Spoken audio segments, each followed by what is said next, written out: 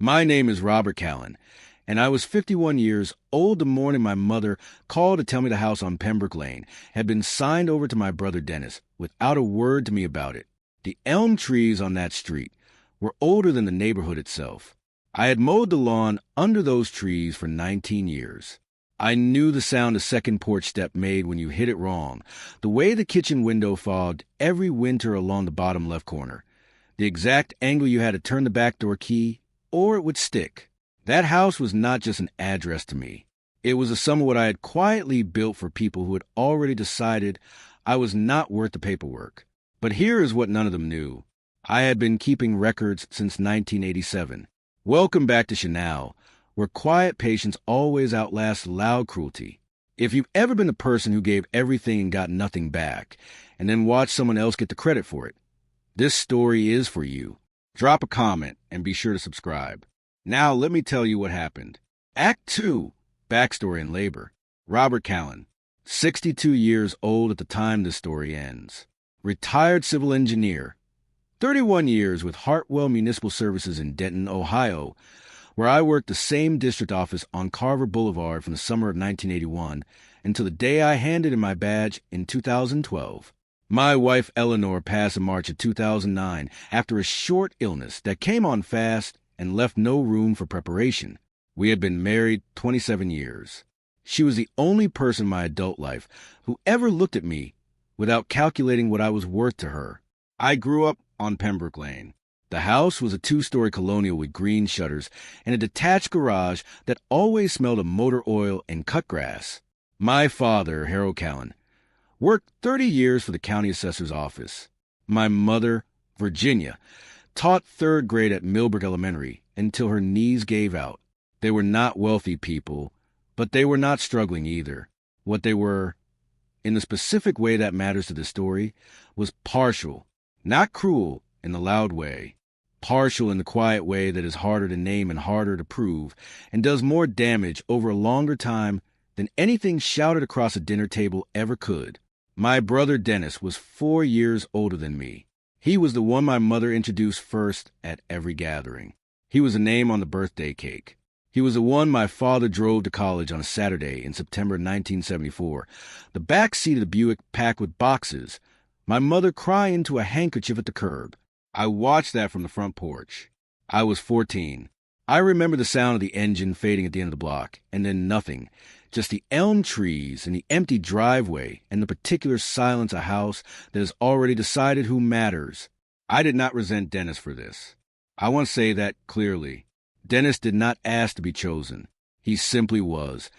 And he accepted it the way you accept the weather, without question, without gratitude, without ever thinking to ask what it cost someone else. When I was 17, my father sat me down at the kitchen table on a Thursday evening in November. The overhead light was on. The smell of my mother's pot roast was still in the room. He put both hands flat on the table and told me that they had one college fund and that Dennis had already used it, and that I was bright enough to figure something out on my own. He said the way you tell someone the grocery store is closed. Informational, not apologetic. I said nothing. Something in my chest went flat and very quiet. I figured it out on my own. I applied for a state engineering scholarship at the public library on Carver Street. 3 evenings a week for 4 weeks. I filled out every form by hand. I got the scholarship. I paid for the rest with work study and a part-time job at a hardware store on Route 9, where I stocked shelves from 6 to 10 p.m. on weekdays and 7 a.m. to 2 p.m. on Saturdays for 3 years straight. I graduated in 1981 with a degree in civil engineering and no debt. My parents did not attend graduation. My mother sent a card. My father did not sign it. I took the job at Hartwell Municipal Services that same summer, and I stayed.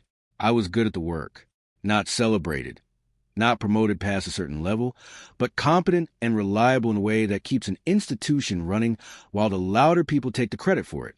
By 1987, I had saved enough for a down payment on a property, and that is when my father came to me for the first time not as a parent, but as someone who needed something. The house on Pembrook Lane needed a new roof. The estimate from Carver Brothers Roofing, delivered to my father on April 14th, 1987, was $11,400. My father did not have it. Dennis did not have it.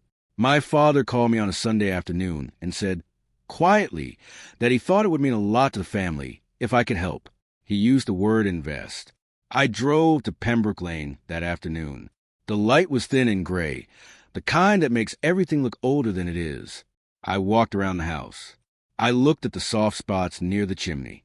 I said I would cover it, not as a gift, as a contribution to a property I intended to help maintain.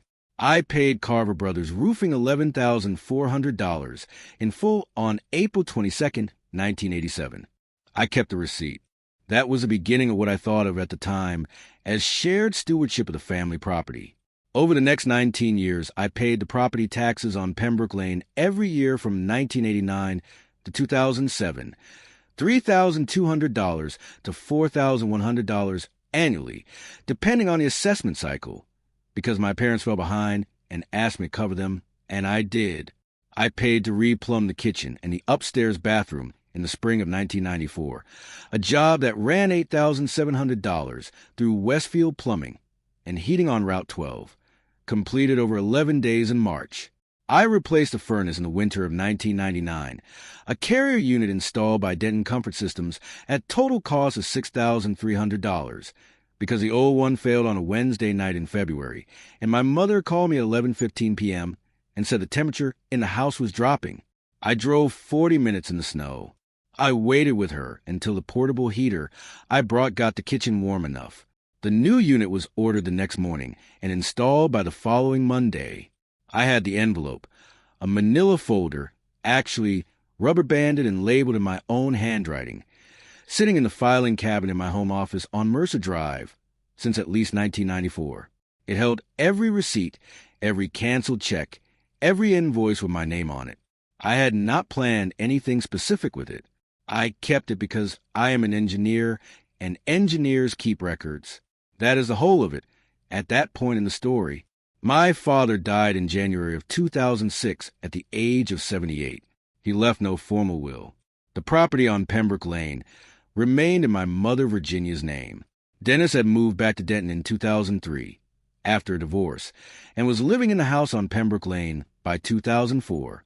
I continued paying the property taxes through 2007 because my mother asked me to and because Dennis was between jobs and could not cover them. That is 3 additional years of taxes I paid on a house I did not live in and did not own, for a brother who was living in it rent-free, while my mother thanked me by telling her friends at Millbrook Methodist that Dennis was the one keeping the family together. Dr. Alan Marsh, a real estate attorney at Marsh and Collier Legal Services in Denton, Ohio, had prepared a simple property maintenance agreement for me in September of 1992, a 2-page document acknowledging my contributions to the Pembrook Lane property and establishing them as a recorded financial interest, not a gift. He filed it with the county recorder's office on September 18, 1992, at 10:30 a.m. I paid him $340 for the work. I had forgotten almost entirely that it existed. I did not think about it again until the morning my mother called. Act 3, Wound Escalation. The call came on a Tuesday in April of 2008. It was 8:47 in the morning. I was at the kitchen table on Mercer Drive with coffee and the Denton Gazette crossword, which I never finished but always started. The phone rang, and it was my mother's voice, pleasant and light in the way she got when she was about to tell me something she had already decided I would accept. She said she had something to tell me about the house. I said, all right. She said that she had spoken with Dennis and with a lawyer, and that she had decided to transfer the deed on Pembrook Lane to Dennis's name. She said it was a practical decision. She said Dennis was living there, maintaining it, and that it made sense to simplify things while she was still able to make the arrangement herself. She said she hoped I would understand. My throat tightened. I looked at the crossword on the table. 7 across. I said nothing. She waited a moment, and then she said, Robert, you've always been independent. You've never needed the property the way Dennis does. I said, when did this happen, Mom? She said the paperwork had been filed the previous Friday. April 11th, 2008. Done. I set the phone down on the table for a moment. The coffee was still warm. A truck went by on Mercer Drive. I picked the phone back up. I said, I see. She said, I knew you'd understand. You've always been the steady one. I said nothing. I let that settle. We said goodbye. I finished my coffee. I did not call Dennis. I did not call my mother back. I sat at that table for a long time and thought about the furnace I had installed in 1999, and the roof I had paid for in 1987, and the taxes I covered for 18 consecutive years. And I thought about the filing cabinet in my office and the rubber-banded folder inside it, and I thought about Alan Marsh's name on a document I had not read in 16 years.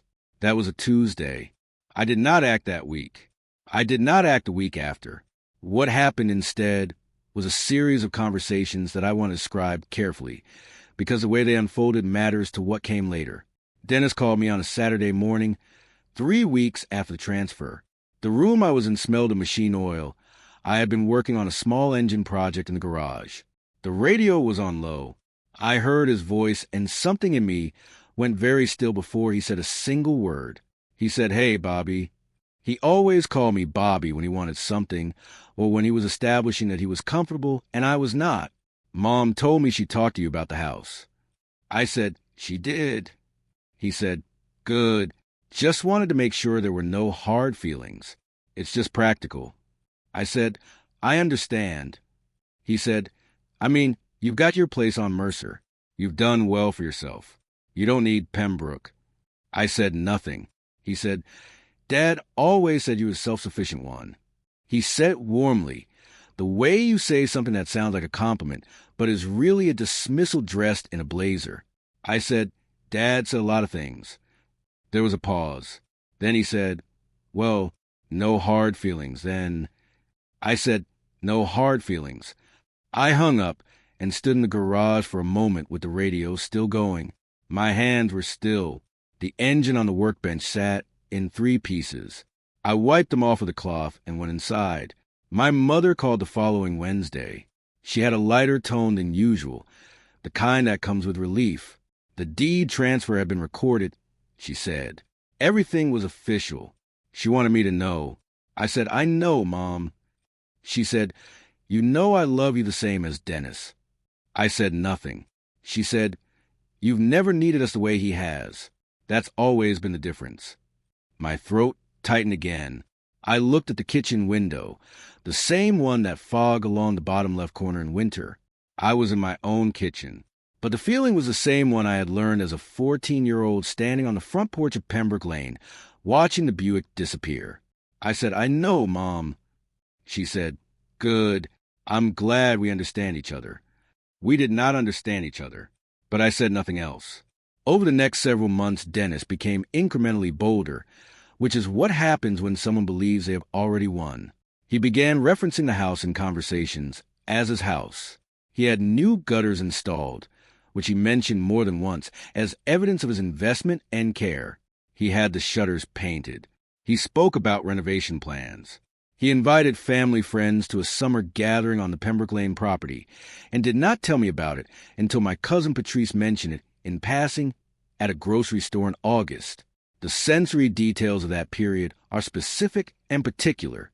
The smell of the coffee shop on Route 9, where I met my cousin that afternoon. The sound of a ceiling fan overhead.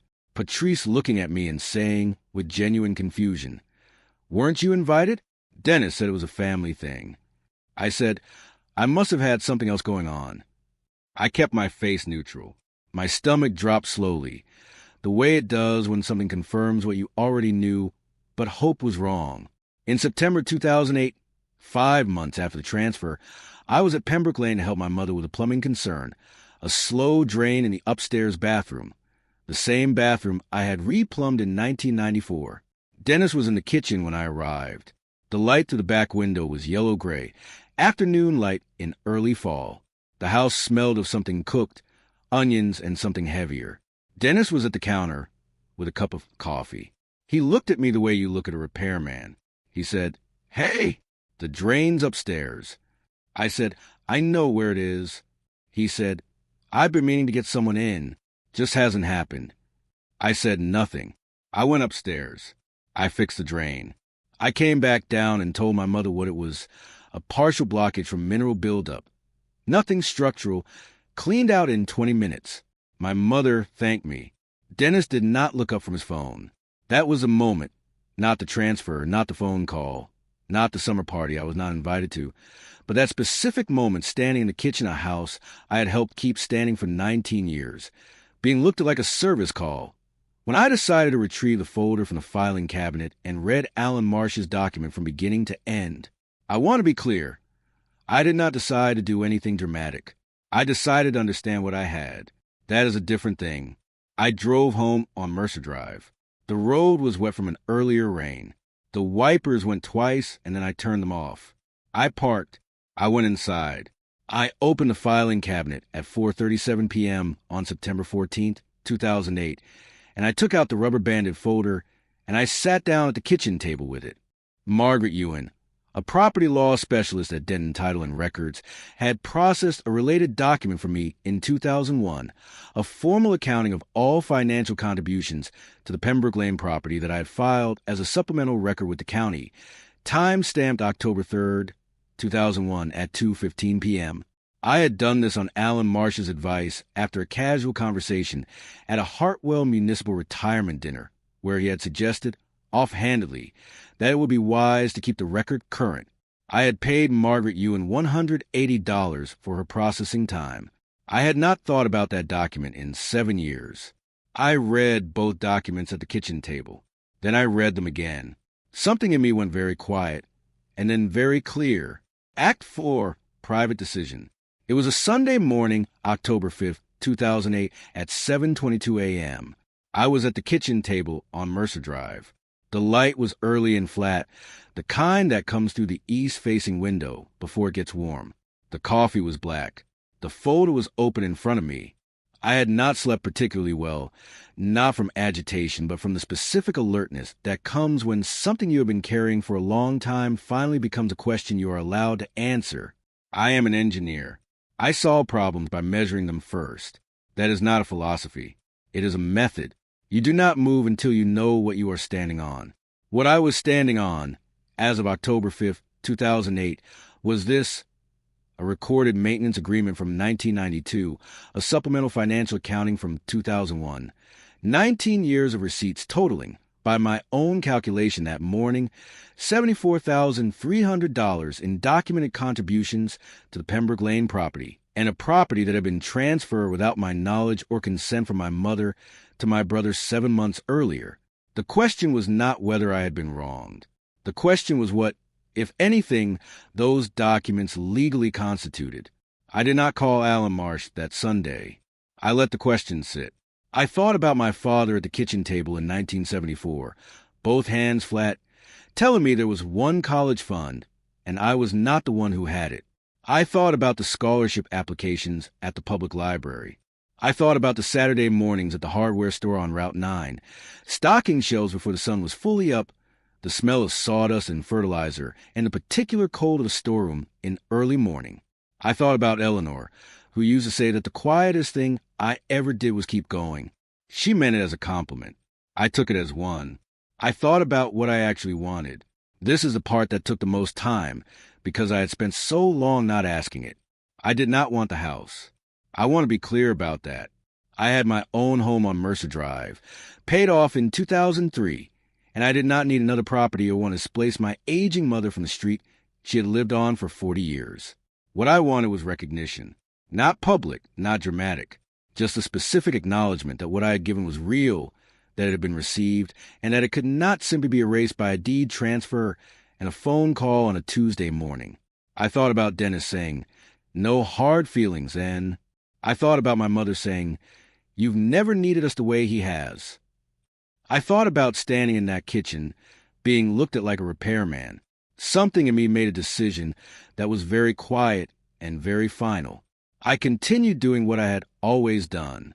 On October 9th, 2008, I drove my mother to a routine cardiology appointment at Denton Regional Medical Center, a 7:45 a.m. appointment with Dr. Patricia Holloway, cardiologist whom my mother had been seeing since 2004.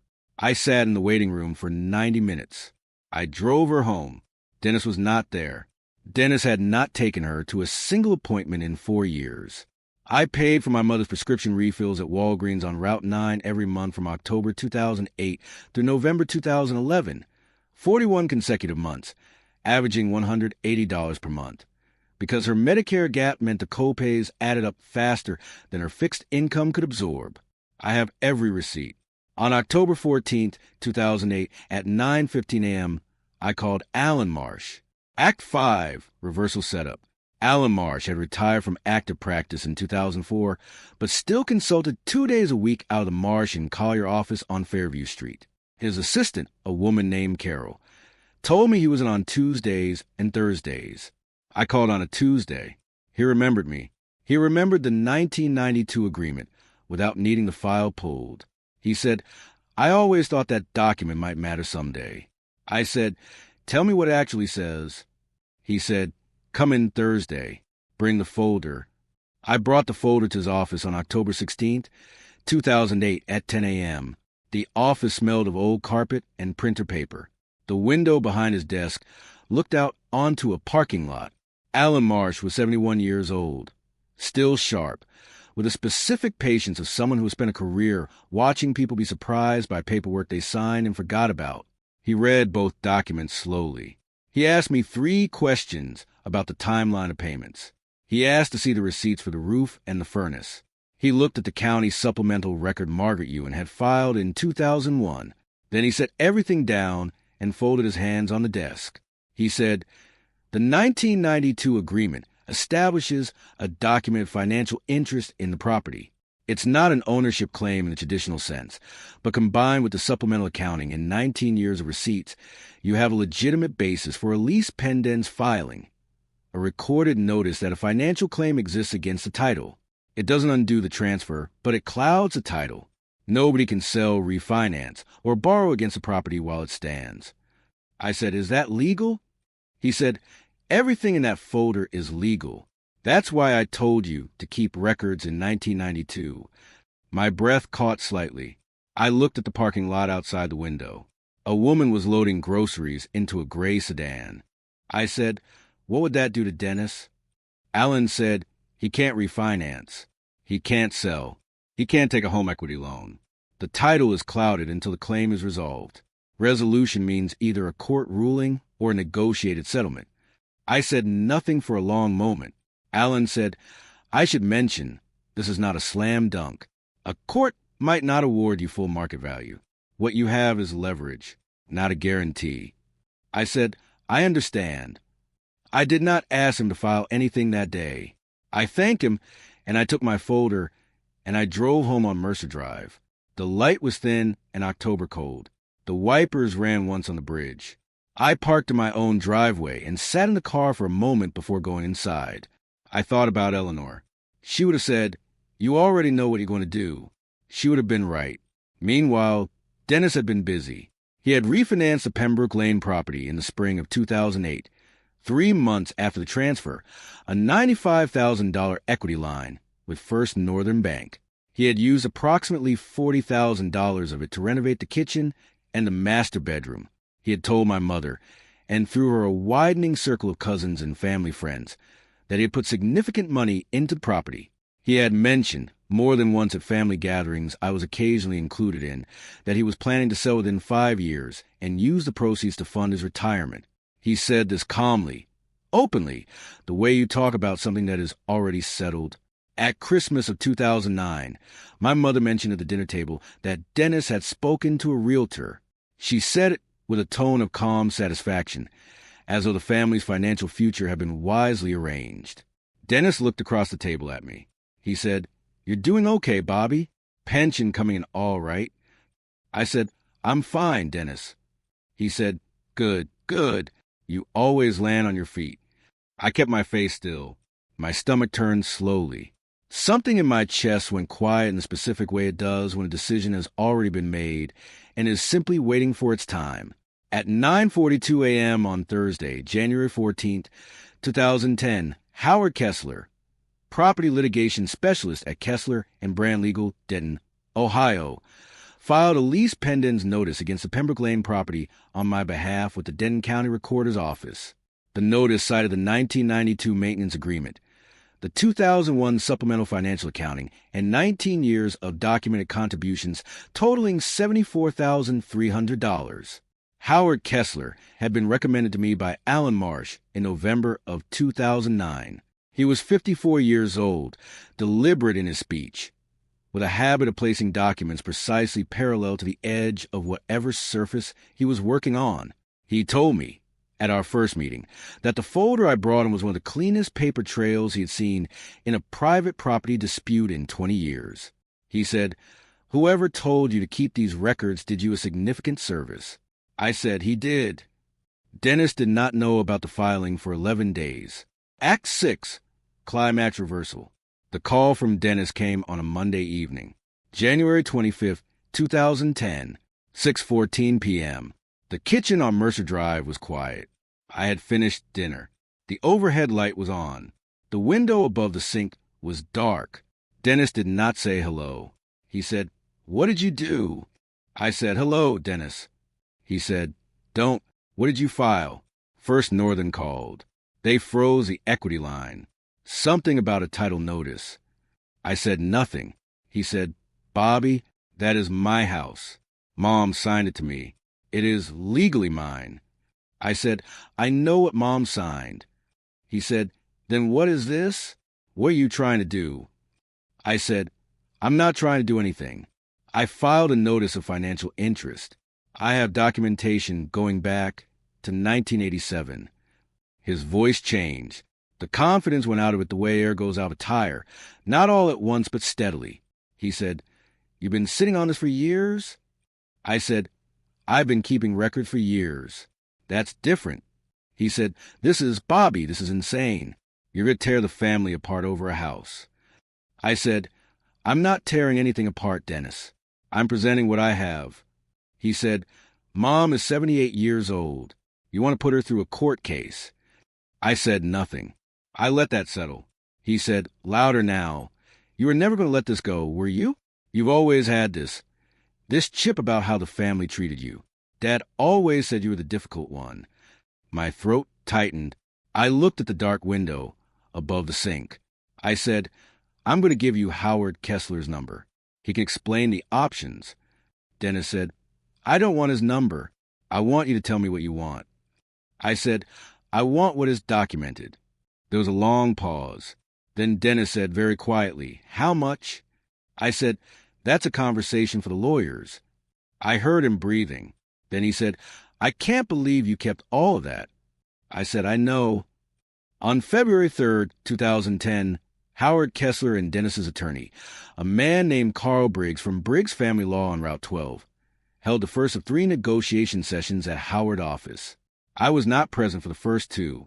I was present for the third on February 17th at 10 a.m. The room was small, a rectangular table, 4 chairs, coffee in paper cups. Dennis sat across from me. His face was still. He did not look at me when I sat down. Howard Kessler placed a folder in the center of the table. He said, "We have proposed a structured settlement of $74,300, representing the documented financial contributions, plus a formal acknowledgement in writing that the contributions were material to the property's maintenance and value." Carl Briggs said, "My client is prepared to accept the financial settlement. The written acknowledgement is the sticking point." I said, "The acknowledgement is not negotiable." Dennis looked at me then. His face was very still. His hands were flat on the table. He said, "You really need that in writing?" I said, "Yes." He looked at the folder. He looked at the wall. He looked at his hands. He said nothing for a long time. Then he said, "Fine." Howard slid the settlement document across the table.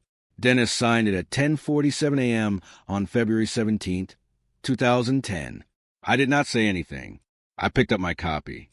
I folded it once and put it in my jacket pocket. I stood up. I thanked Howard.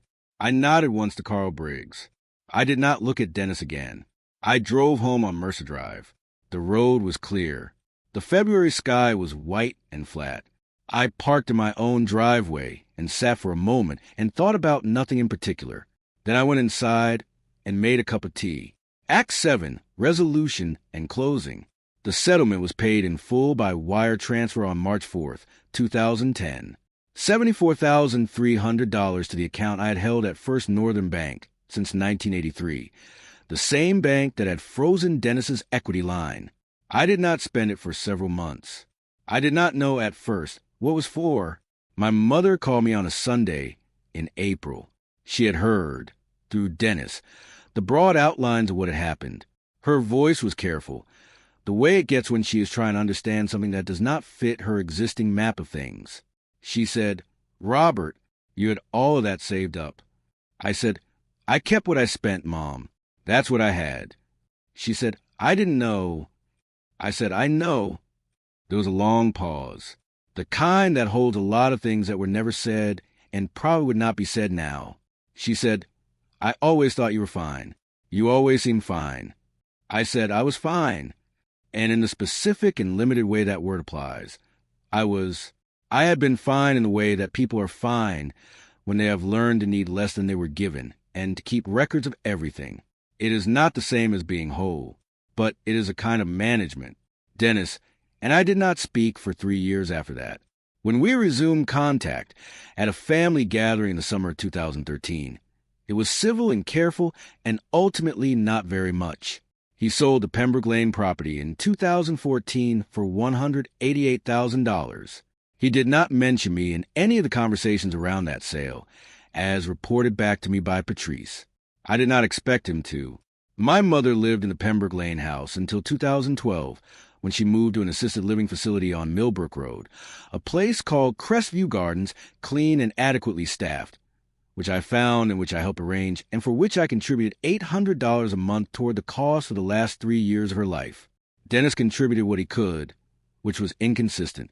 Virginia Callan passed in the spring of 2015 at the age of 84. I was with her. Dennis arrived 40 minutes later. I used a portion of the $74,300 to establish a small scholarship at Denton Community College, the Eleanor Callan Memorial Engineering Scholarship, named for my wife, awarded annually to a first-generation engineering student. The first recipient was a 20-year-old woman named Priya Mehta. In the fall of 2011, I attended the small ceremony they held. Priya thanked me. I told her Eleanor would have liked her. I meant it. Robert Callan, 62 years old, retired civil engineer, Mercer Drive, Denton, Ohio, and quietly, specifically, entirely at peace with every decision in that folder. There is a difference between what you are owed and what you are given. What you are given depends on someone else. What you are owed, you can document. I drove home from the ceremony that evening with the radio on low. The fall air was cold and clear. The road into Denton was empty at that hour. 19 years of receipts. One rubber-banded folder. No speech required. When was the moment for you? The moment you decided to stop waiting for someone to acknowledge what you had already given them and start trusting what you had quietly kept. Drop a comment, hit subscribe, and I'll see you in the next one. If you like this story, join our community by hitting that like button and subscribing for more real, raw, and family-centered stories. And as always, thank you for being a part of this sphere.